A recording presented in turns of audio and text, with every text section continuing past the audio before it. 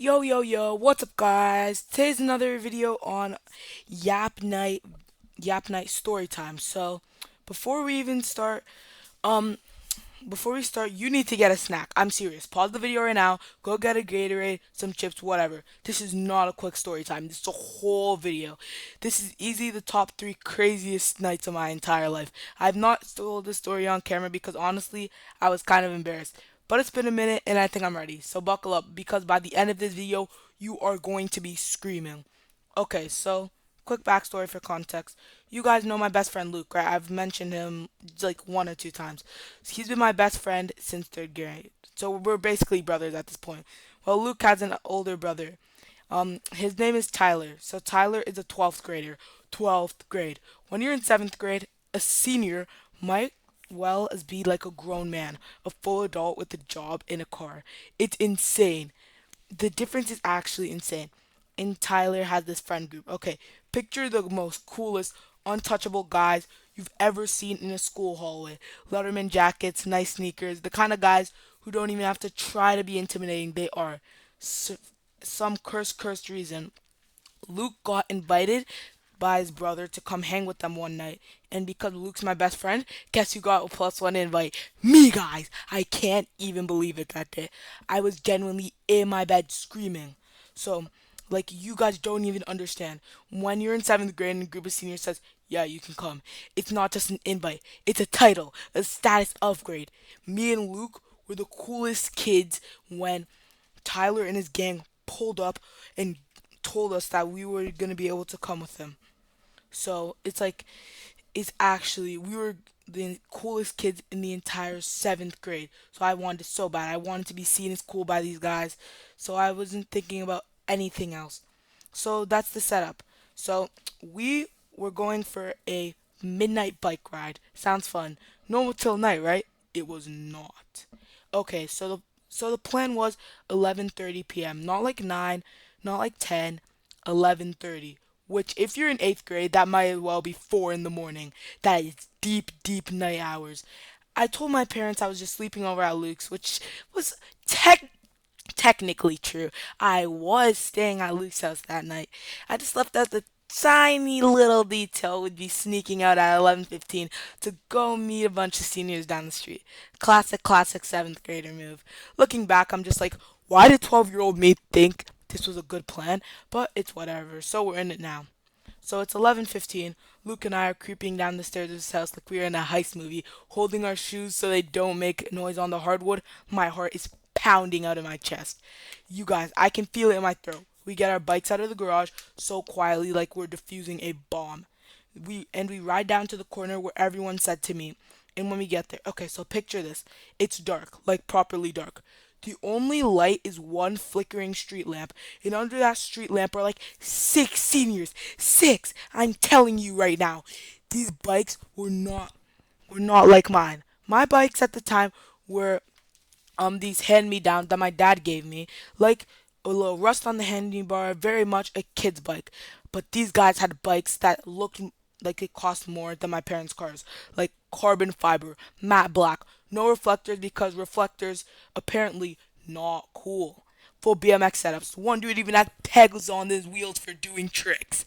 Yeah, they're all just standing there, vibing, laughing about something, not even looking at us yet. And Luke and I stroll up on our little bikes, and I swear, I've never in my life felt smaller. Like I physically felt myself shrink. My voice got higher when I said, "Hey, I remember that." I hate that I remember that, but my voice cracked and everything. And when I say I felt smaller, I felt smaller.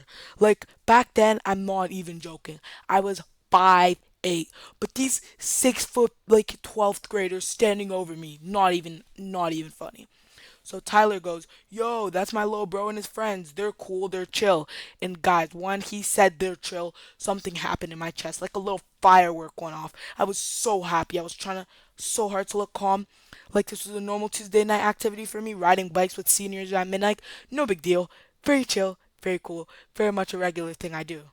Luke was doing the exact same thing next to me because he had this face on you, the face that you were trying to look bored to, and people think you're used to this. That face, we were both doing that face. So one of the older guys named Marcus, he looks at my bike and goes, "That's what you're riding," and everyone laughed. Not like mean laughing, more like amused laughing. But still, guys, I just wanted to curl up in my bed. So I just laughed along. Haha, yeah, it's my backup bike, which is a lie. It was my only bike, my first and ever only bike. I don't even know why I said that. Anyways, Marcus goes, all right, let's roll. Then they all take off immediately. No warning. No, you guys ready? Nothing. Gone. They sped off. Those BMX bikes are crazy fast. So Luke and I just look at each other for half in a second. In that half a second, I swear we were both thinking the exact same thing. Are we really gonna do this? But there was no time to think about it because we had to catch up, or else we'd be left behind in the actual dark by ourselves, which honestly might have been scarier. So we pedaled hard. So after we started pedaling, we're riding for like 20 minutes. 20 minutes, you guys, in the middle of the night. I'm realizing pretty quick we are going somewhere I do not recognize at all. Like we left our neighborhood, we left the neighborhood next to our neighborhood. We are deep in unknown territory now. Street lights getting fewer and fewer, houses turning into empty lots and fences. My legs are burning trying to keep up with these guys. Probably because their bikes have actual gears, and mine has one gear, and it's called pain. Then this old abandoned warehouse, like a full industrial building, chain link fence around the whole perimeter, no trespassing sign like every 10 feet, half windows busted out, just an evil looking building, honestly. The kind of building in a movie you'd be screaming at the screen, like, do not go in there! So, um, so my stomach just dropped, like elevator dropping 10 floors kind of dropped, because I already knew what was about to happen. Every part of my body was just saying, no, no, no, no, no, we should not be going in here. So we all just pull up to the fence and stop. Nobody's saying anything for a second, and it's just so quiet. Like the sound of the quiet where you can hear your own heartbeat. Then Marcus just goes, "Hey, hold up," and walks his bike over to this one spot where the fence is bent up a little. And I'm standing there with Luke, like, bro, what is he doing? Then Luke just goes, I don't know, I think he's. Then we hear this metal clanking sound of rustling, and Marcus is crouched down with a padlock on the gate. One of the other guys pulls out his phone flashlight to help him see. Right there in the open, like they're not even worried at all about getting caught. For seniors, this is literally just a normal Tuesday for them. Luke leans over to me and goes, real quiet, dude, we shouldn't do this. And I go, yeah, yeah, I know. For a second, just one single second, I actually thought we'd just say no. Maybe we just stand outside and wait for them. That would be so smart, you guys. If only we did. But then then Derek, the senior called Derek, looks over at us and goes, yo, you two are being weirdly quiet over there. Then my whole body just got tensed up, like I just got caught doing something we hadn't even done yet. And I go, ha, ha, ha. No, we are just chilling. And I said that in the fakest voice I've ever heard in my life. Like, that voice did not sound like mine. Then Derek just smirks and goes, you scared? And I go, no, way too fast. Way too fast. Like, the speed that I answer that question literally just revealed myself of being absolutely terrified. And so that's when the padlock pops open. I hear this little metallic click, then the chain sliding through the fence links, and Marcus stands up around with this big grin like he had just won something. Let's go! And he pushes the gate open with his foot, and everyone starts wheeling their bike through except us. Me and Luke are just standing there, straddling our bikes, not moving, and I swear you could feel the exact moment everyone noticed. Tyler looks back at us, standing there frozen by our bikes, and said, yo, you guys coming or what? And I opened my mouth to say something, but I genuinely don't even know what I was gonna say. Maybe an excuse, maybe nothing. But before I could get a word out, one of the other kids, like, I'm gonna just call him Jason. Nah, look at their faces, they're not coming. And he said like it's a joke. Like it's funny. It did not feel like a joke to me. It felt like a verdict. Then Marcus from inside the fence already called back, guys, it's literally just an old building. There's no one here. It's completely fine. Then they all started laughing. Not mean laughing, really. Kind of like the laughing that's almost worse. It's because we decided what you are laughing. Like the actual word that no seventh grader on planet Earth can hear without their entire nervous system short circuiting. Chicken. Guys, I know. Looking back at that, and looking back at that, would just hear it go, I just say so, and just say yes, you're scared. Who cares? But when you were 12 years old and a pack of the coolest seniors in your entire school just called you a chicken to your face. There is no version of that where you say, yeah, I'm actually scared, I'm gonna go home. That option does not exist in your brain. It's like your brain deleted it. I remember looking at Luke in that half second. Luke's jaw was just clenching tightly. And like it just does the thing that it does when it's nervous. And I just went real quiet. We can't be chicken.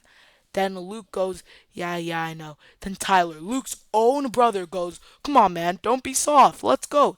And honestly, that one hurt than any of the that one hurt worse than any of the other stuff because it was his own brother saying it. And Luke's whole face changed. Like something in him just decided. He just looked at me and went, let's just go in for a little bit. Just show him that we're not even really scared. Then we'll just go. Just to show them, I think. I think about that phrase a lot. That's such an eighth grader thing to say, like we had any control of when we'd leave. I looked at Luke, Luke looked at me, and without saying anything else, we both just got on our bikes and rode through that gate. I remember the exact feeling of my tire crossing over that broken padlock, lying on the ground like a threshold. Like once I crossed it, there was no going back. My hands were shaking on the handlebars. Not even gonna lie, shaking so bad I could feel it in the grips. Then I was so scared. And this is the messed up part. I was also like kind of excited, like proud. My brain was doing this insane thing where it was terrified and thinking, the seniors think I'm cool now. Both at the same time, isn't that insane? That's just how peer pressure works, you guys. It is not logical. It just hijacks your entire brain and turns off the part that's supposed to be screaming, that is a terrible idea. But so someone went behind me and said, there you go, in this little approving voice. It made this warm feeling spread through my chest that I'm honestly embarrassed to admit I felt. Like I'd just passed a test. Like a test I didn't even want to be taking. And that's the part that still gets me, guys. In that moment, walking my bike through a broken fence into a pitch black abandoned building at Yes, night, mommy. breaking actual laws, I felt proud. That's what peer pressure does. It makes the worst decisions of your I life have. feel like a win. Yes, a long time ago. And then at this part, so Like we a very finally long walk time inside, ago. and it is dark, you guys. A darkness I genuinely did not know existed before that night. The only light is these little cones bouncing off everyone's bike headlamps, and the warehouse is so massive and so empty that every sound gets swallowed and thrown back louder. A tire skidding sounds like a jet engine. Laughing sounds like it's coming from five directions at once. And there's a smell too. Rust and old dust and something kind of metallic. And honestly, that smell alone should have told me to I turn know. around. You I'm guys, just inside recording of this something right place now, though. was insane. Like there were these huge rusted metal shelves still standing, empty crates knocked over everywhere, graffiti on some of the walls from other people who clearly snuck in before us. Marcus rode his bike up this little ramp made out of a fallen piece of metal and did this jump off it. And everyone cheered, echoing everywhere. Derek found this old shopping cart sitting in the middle of the floor and started pushing it around like a maniac, while someone else rode circles around him. We even found this weird hallway that led further back into the building, all dark, and Jason goes, yo, we are not going down there. Everyone laughed, but nobody actually even went. So for the first 90 seconds, not gonna lie, it was actually fun. I did my own skid, little dust kicking up into the beams of light. Marcus looks over and says, okay, guys, that was kind of sick. But something getting called sick by a 12th grader, you can't even imagine how ecstatic I was even in that moment. So I felt like I won an Olympic medal. I felt invincible, like everything. The sneaking out the fence, the chicken comment was totally worth it. This feeling lasts maybe 5 more seconds and then this alarm goes off. Not a beep, not a chime. A full ear splitting nuclear level security alarm. And because the warehouse is basically just a big empty metal box, it doesn't just play once. It echoes and echoes and echoes until it feels like it's coming from inside your own skull. And at the same light, red lights just start flashing everywhere, painting the whole warehouse in sharp red streaks. Shadows jumping from everywhere like a horror movie set. My heart stopped. I am not exaggerating. I just felt it stop for one beat that didn't happen. I felt it in my throat, in my ears, and all at once. Now here's the part I think about all the time even 2 years later. The second that alarm went off, every senior spun their bike around and bolted. instantly, like it was muscle memory, like they'd rehearsed, like this exact thing had happened to before them. No, come on, let's go. No looking back.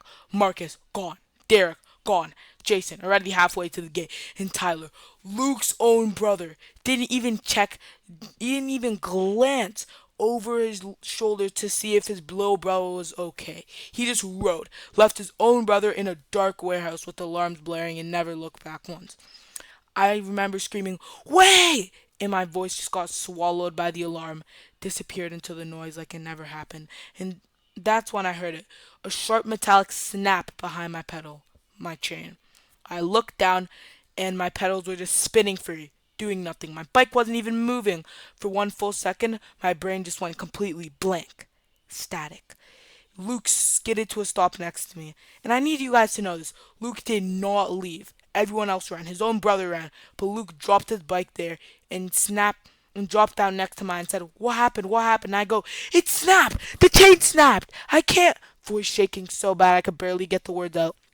And somewhere outside, not far at all, I hear a siren getting louder and closer. We were alone, trespassing with a broken bike, and the police were coming in at us any single moment.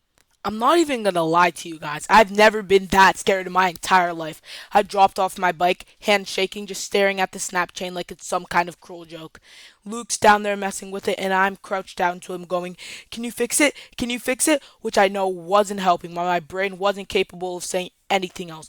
He's fumbling with the chains in the dark, trying to loop it back together onto the gear teeth, and it keeps slipping off his fingers, and the siren outside is getting louder and louder. The red lights are still spinning across both our faces. Then Luke just stops, drops the chain, and stand up. "Leave it. Get on the back." I go, "What?" "Get on now!" So I hop on the back pegs, gripping his shoulders so hard that I probably left bruises, and he stands up on the pedals and rides like his life depended on him.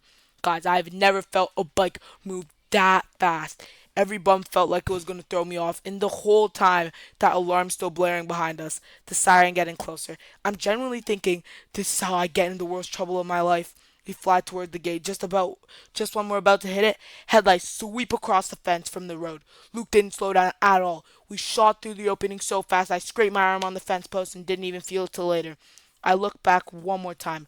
As right when we cleared the fence, I saw a flashlight beam sweeping across the floor where we had just been standing. Seconds. We missed it by seconds. We rode back to Luke's neighborhood in total silence, snuck into his house the exact same way we snuck out, except it didn't feel like a fun heist movie anymore. It felt like getting away with something that could easily ruin my entire life. We laid there in the dark in his room afterwards, staring at my ceiling. Finally, Luke goes real quiet and just says, "My brother, he just left us." I go, "Yeah. He didn't even look back." I know. That's all we said, but it hit different than anything else that night. It made me realize something. Those seniors I wanted to impress so bad, the second thing got scary, they left two middle schoolers behind in a dark abandoned building without a second thought. That's just not what real friends do. Real friends get on the ground next to you and help, even when they could just run. That night changed something in me. I stopped caring about impressing people who wouldn't even look back to make sure I was okay. I never hung out with that group again.